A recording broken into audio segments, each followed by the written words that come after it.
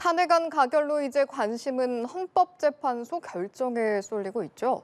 헌재 나가 있는 취재기자 연결해 봅니다. 이채영 기자, 내일 재판관 전원이 모여 첫 회의를 연다고요. 앞으로 심판 절차는 어떻게 진행이 되는 겁니까? 네, 헌법재판소에 나와 있습니다. 재판관들은 휴일인 오늘은 출근하지 않고 자택 등에서 각자 사건을 검토하고 있는데요. 어제 저녁 탄핵소추 의결서가 이곳으로 도착해 사건 번호가 부여됐기 때문에 헌재가 정식 심리에 착수했다, 이렇게 볼 수 있는 상태입니다.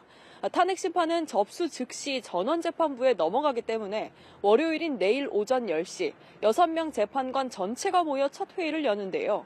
주심 재판관을 전자배당으로 확정하고 변론 준비 절차에 회부해 증거 정리 같은 변론 준비를 맡을 수명 재판관 2명도 지정합니다. 또 현재 헌재에는 66명의 헌법 연구관이 있는데 이들을 중심으로 별도 TF도 꾸릴 계획입니다. 탄핵 심리에선 윤 대통령 탄핵소추 사유인 비상계엄 선포 행위가 위헌 위법적인지, 나아가 파면을 정당화할 만큼 중대한 법 위반인지를 따지는 게 쟁점이 될 걸로 보입니다. 헌재는 수사와는 별개로 증인신문이나 증거조사도 직접 할 수 있고 재판은 일반에 공개되는데요.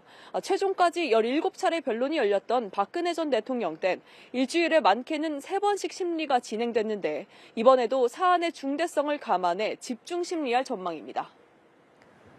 헌법재판소법상 탄핵 심판은 6개월 안에 선고를 해야 하잖아요. 현재 6인 체제에서 언제 9명 완전체로 복귀할 수 있을지도 변수인데 언제쯤 결론이 날 수 있는 겁니까?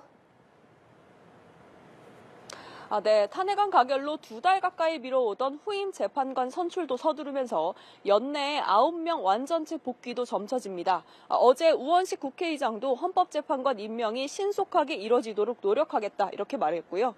이미 여야가 국회목 후임자 3명에 대한 추천을 마쳤고 실제 임명이 되면 9명 체제가 되는 겁니다. 대통령 대신 권한을 대행할 한덕수 국무총리가 임명권을 행사할지 아직은 불투명한 상황이긴 한데요.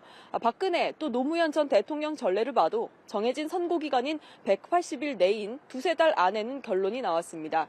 다만 현재 피의자 신분인 윤 대통령이 탄핵 심판 청구와 같은 사유로 형사소송이 진행될 경우 심판 절차를 멈출 수 있다는 헌재법 51조를 꺼내든다면 기간이 길어질 수도 있고요. 또 스스로 비상계엄은 사법심사 대상이 되지 않는 통치행위라 했던 만큼 향후 재판에서도 계엄 선포 정당성을 내세우며 다툴 가능성도 큽니다.